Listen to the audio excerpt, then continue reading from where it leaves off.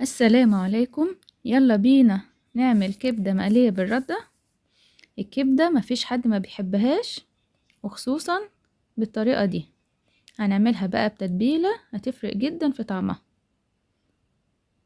الكبدة في البيت بنبقى ضامنين نظافتها. هنعملها بتتبيلة هتخلي فيها طراوة، مش هتبقى طالعة ناشفة جدا، عشان اللي بيشتكي ان الكبدة بتطلع ناشفة معاه، شكلها يفتح النفس.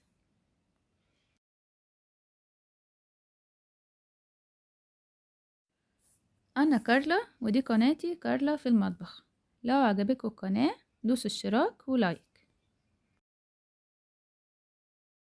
معايا نص كيلو كبدة متقطعة شرايح رفيعة، وردة، وراس توم مفرومة، وربع كوباية خل، ومعلقتين دقيق، وملح وفلفل اسود وكمون.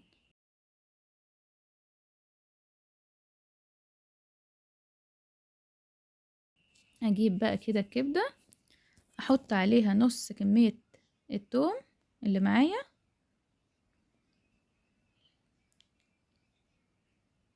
ومعلقتين صغيرين ملح،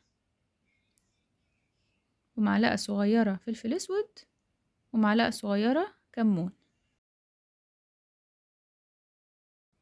و3 معالق خل.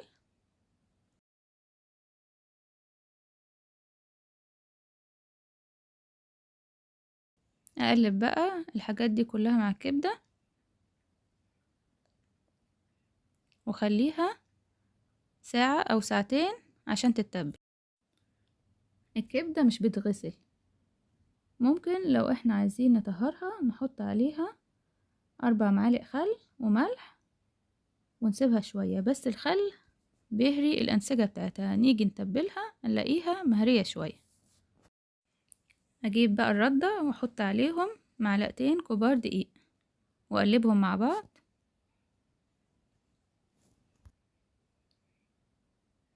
اجيب بقى كبدة، الكبدة عايزاها تكون متقطعة شرايح رفيعة كده. اجيب بقى شريحة شريحة واحطها في الردة،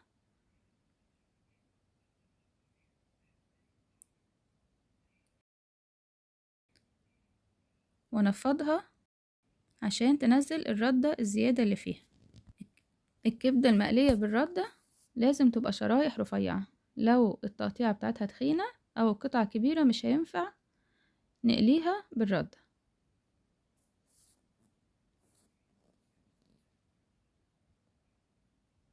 احط بقى الشرايح كلها كده شريحة شريحة واغطيها بالردة.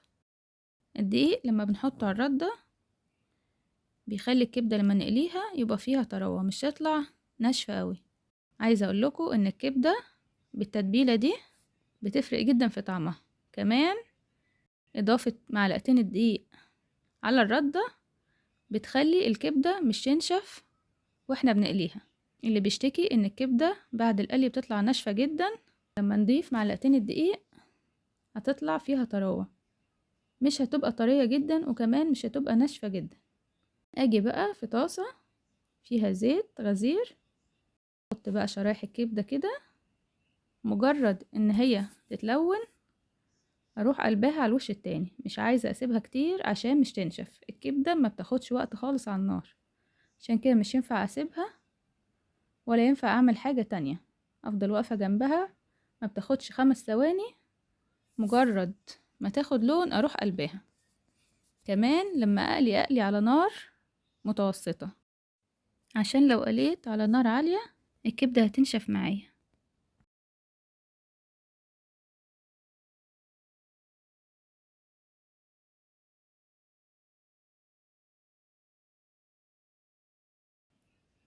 شايفين؟ مجرد ما بتاخد لون اروح قلبها على طول. اقلي بقى بقية الكمية. يلا بقى نعمل الدقة اللي هتتحط على الكبدة. اجيب بقى بقية كمية التوم اللي احنا سبناها في الاول، واحط عليها معلقة صغيرة ملح، ونص معلقة فلفل اسود.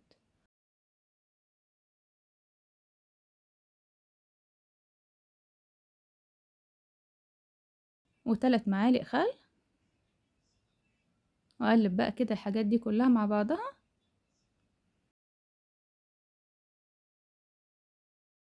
مجرد ما الكبدة اطلعها من الطاسة اروح حط عليها على طول الدقة اللي انا عملتها دي.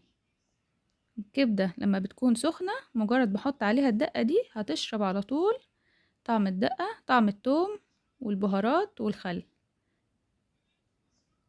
وطبعا ده بيفرق في طعمها في النهاية.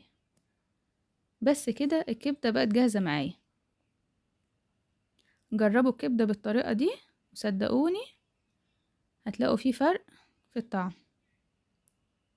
ما تنسوش وانتوا بتعملوا الكبدة تصلوا على النبي.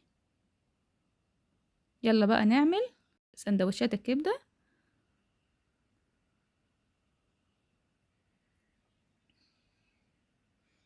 طبعا الجرجير حاجة أساسية في سندوتشات الكبدة. وعملت كده بقى معاها سلطة بلدي، ممكن كمان أحط معاها سلطة طحينة.